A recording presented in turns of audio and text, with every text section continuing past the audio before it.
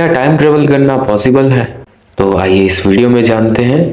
कुछ साइंटिस्टों का मानना है कि टाइम ट्रेवल करना पॉसिबल है, पर वो किस एविडेंस पे कह रहे हैं कि टाइम ट्रेवल करना पॉसिबल है।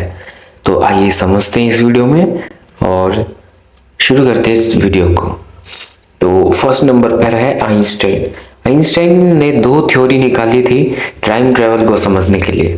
तो आइंस्टाइन की फर्स्ट थ्योरी कहती है थ्योरी ऑफ रिलेटिविटी।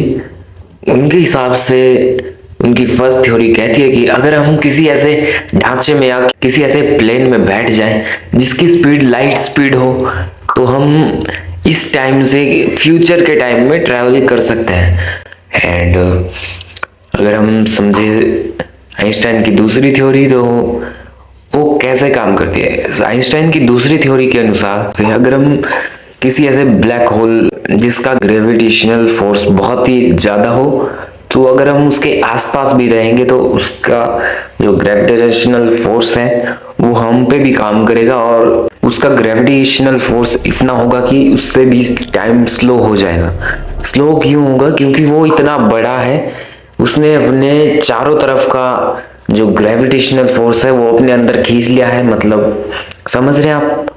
अपने चारों ओर का जो उसने टाइम है उसको कहीं ना कहीं रोक लिया है, क्योंकि वो इतना विशाल है कि वो अपने से आर पार किसी को होने नहीं देता, और वो हर टाइम इतना उसमें से ग्रेविटेशनल फोर्स निकल रहा है कि उसके जो चारों तरफ का एनवायरनमेंट है वो ऐसा बन चुका है जिसमें टाइम स्लोली मूव कर रहा है। तो इससे हम टाइम ट्रेवल को समझ सकते हैं।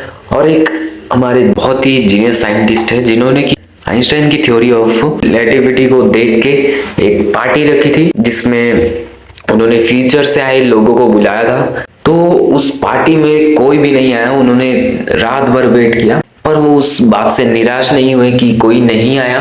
वो बल्कि इससे खुश हुए, क्योंकि उन्होंने इसका मतलब निकाला कि टाइम ट्रेवल करना पॉसिबल है, बट पास्ट में पॉसिबल नहीं है। उन साइंटिस्ट ने इससे ये मतलब निकाला। तो कहीं ना कहीं ये सच भी हो सकता है और झूठ भी, क्योंकि हम ये सिर्फ एविडेंस के हिसाब से कह सकते हैं कि ये टाइम ट्रेवल करना पॉसिबल है या नहीं है।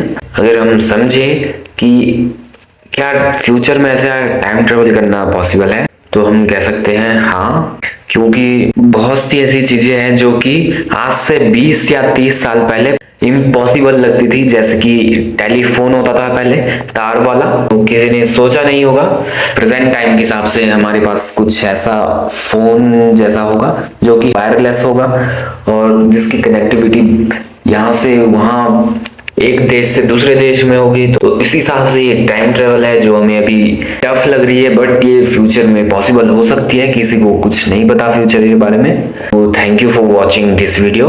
एंड अगर आपको ऐसे टॉपिक्स पसंद आते हैं तो आप लॉट ऑफ ज्ञान को आप सब्सक्राइब कर सकते हैं